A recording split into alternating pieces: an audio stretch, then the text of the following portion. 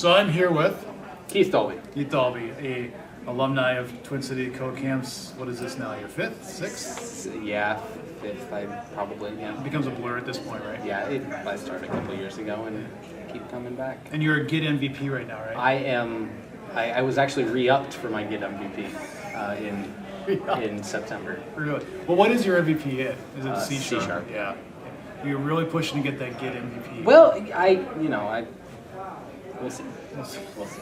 Okay. Speaking of Git, you're doing two talks here, and one of them you haven't done yet is on distributed version control, right? Yes. Okay. So in that talk, do you just cover Git, or do you cover like Git and Mercurial and other ones? Is it more of a generalized talk? Yeah, So I start out. So basically, it's a talk in two acts. The first act essentially kind of describes. Sounds like a Shakespearean play here. Yes. Yeah. It's very.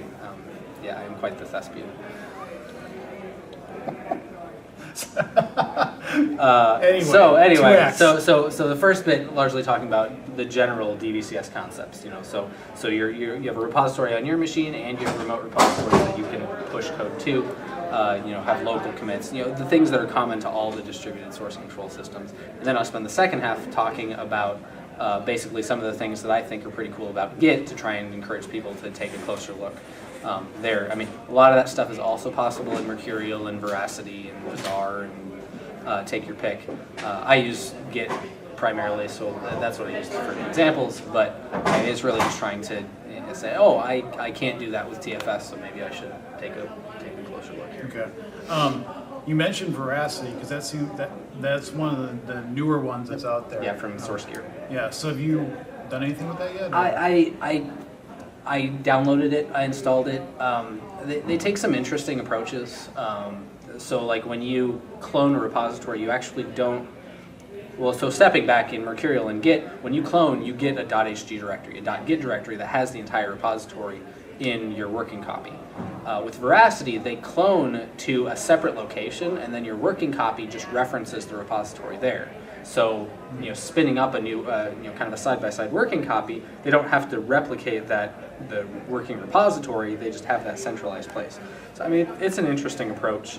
And then they're also trying to do things like integrating more content kind of alongside, kind of meta content, so tracking issues and that sort of stuff could be done through your source control, rather than, so Git and Mercurial have not, taken that approach. Okay. So, it's interesting. I think it's an uphill battle for them. Okay. Speaking of uphill battles, you mentioned TFS, and it's a source control system that, for good, bad, or indifferent, is being used a fair amount just because it's got the Microsoft name behind it. But they're not distributed As with the VSS, and we all saw how that turned out. Just gotta throw it out there. Just saying. Okay, you said it. So cut to the chase. As of this point, with TFS 2010 or whatever the latest one is, it's not distributed. Correct. So you still got to have the connection back. Do you know offhand if the next version's they're gonna have more of that? Because obviously DVCS is the new hotness. Right. There has been talk of being able to do things like local commits and then syncing up those changes with a remote server. I don't know I don't know what the mechanism they're using for that is. It still feels largely like a hack. Okay. And so who knows how it'll deal with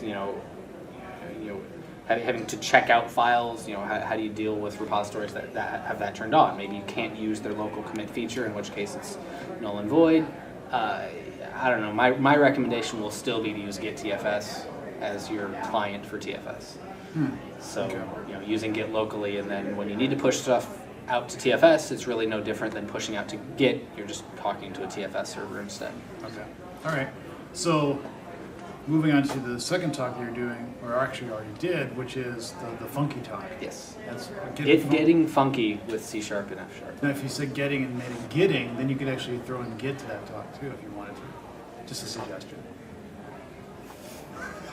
So much for that one. So many puns. It's just, there's getting started is one of my talks. Yeah, it's ridiculous. Yeah, it's getting really bad right now. Yeah, we should get on to the next part of it. All right.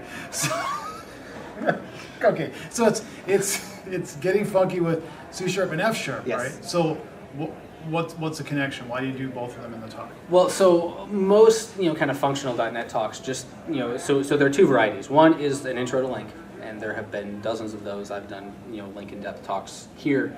So there's the Link angle, and then there's the F# angle. But I think kind of the happy middle ground is there's a lot of functional stuff outside of Link that you can do in C# that without kind of making the full commitment to F#. Because like it or not, and Mr. Erickson would disagree with me, but I mean there is a lot of overhead to switching a team to using F#. You've got a new language.